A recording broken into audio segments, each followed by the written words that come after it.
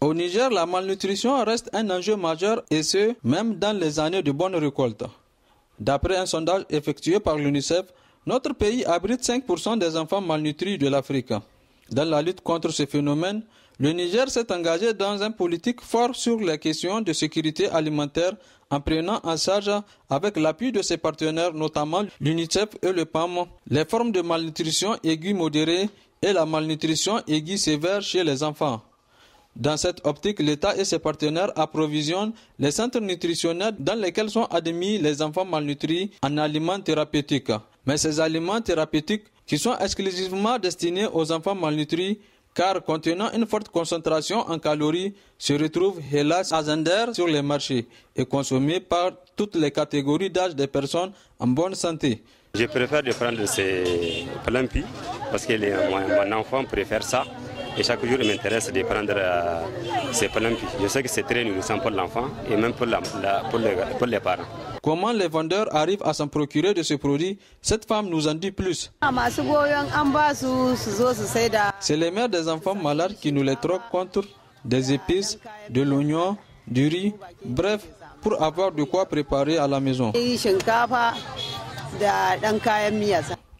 La consommation de ces produits n'est pas sans conséquence pour une personne bien portante, car elle provoque l'obésité en détruisant la rate, comme nous le précise ici ce nutritionniste. Et quelqu'un qui ne présente pas un tableau d'enfant malnutri, qui n'est pas malade et qui se met à consommer ces produits. Parce que normalement, ces produits sont considérés comme des médicaments.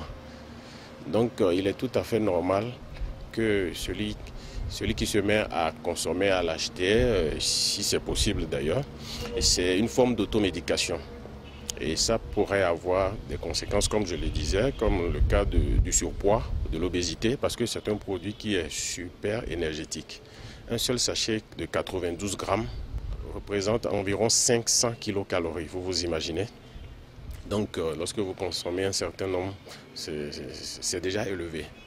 La vente de ces produits constitue aussi une entrave au droit à l'alimentation de ces enfants malades pour qui ces aliments thérapeutiques constituent le seul espoir de retrouver la santé. L'existence d'un tel trafic, évidemment, prive les bénéficiaires, c'est-à-dire les enfants malnutris, de ces aliments thérapeutiques.